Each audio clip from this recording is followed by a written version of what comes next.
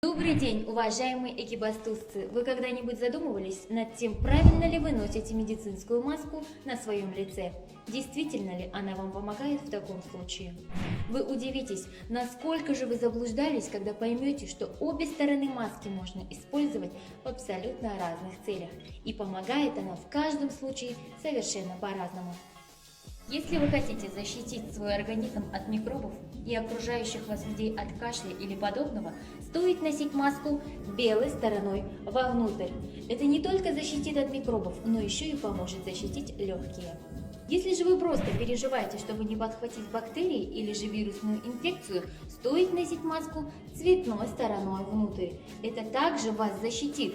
Правильно надетая маска даже поможет сдержать жидкости, которые с воздухом легко может попасть в вашу полость рта. Давайте будем ответственными перед своим здоровьем и будем соблюдать правильно масочный режим и все остальные меры предосторожности во время пандемии коронавируса. Будьте здоровы и берегите себя!